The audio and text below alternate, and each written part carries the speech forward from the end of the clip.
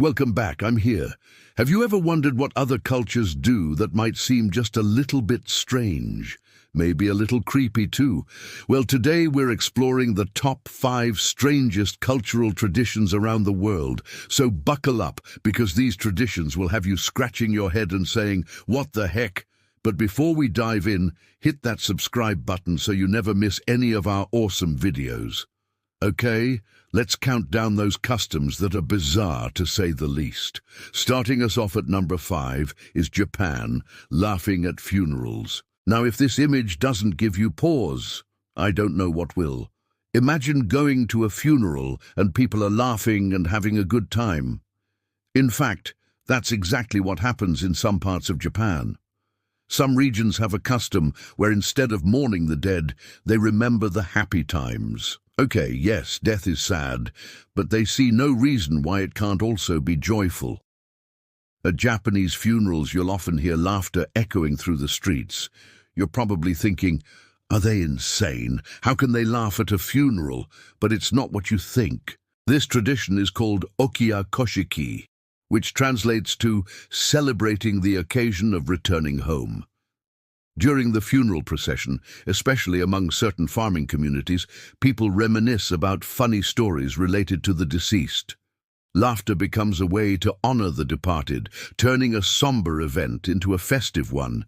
It's a chance for the community to come together, share fond memories, and bid farewell to their loved one with a mix of joy and sorrow.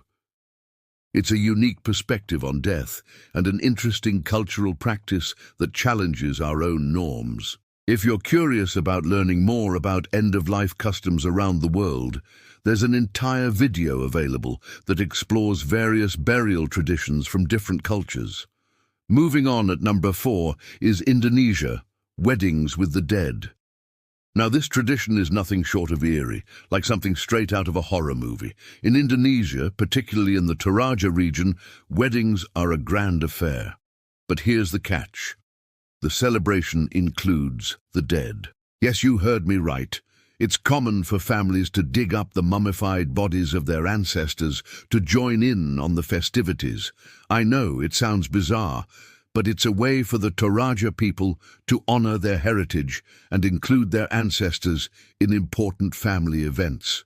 During the wedding ceremony, the mummified remains, which are carefully preserved by the family, are brought out and dressed in traditional attire. They're then paraded around the village, and at times even allowed to dance with the bride and groom. This tradition goes back centuries, symbolizing the deep connection the Toraja people have with their ancestors and their beliefs regarding the afterlife. It's a fascinating, albeit somewhat unsettling look into a culture that values its roots and traditions. Now, while this might sound spooky, it's just a small part of a larger, vibrant culture. So if you're interested in exploring more about Indonesian traditions, there's a video that delves deeper into the culture of Indonesia. So if you want to learn more about this fascinating country, check it out. Coming in at number 3 is Africa, eating dirt. Now, this tradition is both peculiar and potentially dangerous. In some rural communities in Africa, pregnant women are known to eat dirt or clay. You might be thinking, why would anyone, let alone a pregnant woman, eat dirt? Well, it's believed that eating dirt, also known as geophagy, can help with morning sickness and provide essential minerals. However, doctors do not recommend this practice as it can lead to health complications, including intestinal blockage and malnutrition. Despite the risks, it continues to be practiced in many areas. One reason for this is that dirt is seen as a natural remedy passed down through generations. Many believe that eating certain types of dirt can soothe an upset stomach and alleviate nausea, common symptoms during pregnancy. Additionally, some dirt contains nutrients like iron, which is important for both the mother and the developing baby. But hold on a second. While it's true that soil can contain minerals, eating it doesn't provide the same nutrients as actual food. Plus, it can also have harmful substances like bacteria and parasites. Now, you might be wondering why doctors don't recommend it. Well, It's because the benefits, if any, are outweighed by the potential harm. Eating dirt can cause digestive issues and prevent a pregnant woman from getting the proper nutrition they need. Ultimately, it's a practice that seems rooted in tradition rather than science. And while understanding the reasoning behind it, it's hard to fathom why someone would want to eat dirt intentionally. If you're fascinated by unusual eating habits around the world, there's a video that explores a variety of bizarre foods that are considered delicacies in different cultures. Now moving on to number 2 is China, breaking dishes at weddings. Now this tradition might sound like a simple act, but it holds a deeper meaning in Chinese culture. The act of breaking plates during a wedding has both practical and symbolic significance. It's commonly believed that breaking dishes at a wedding brings good luck to the newlyweds. Now you might be thinking, how does breaking things bring good luck? Well, in Chinese culture, it's believed that bad luck is often associated with sharp and pointed objects. By breaking plates, which are flat and round, it's believed that any bad luck omens are being dispelled. Additionally, the sound made when the dishes are broken is thought to scare away evil spirits, leaving only good fortune for the couple. This tradition is especially prevalent in southern China, where it's customary for guests to bring an amount of money inside the wedding venue in red envelopes. Now you're probably wondering, what does that have to do with breaking dishes?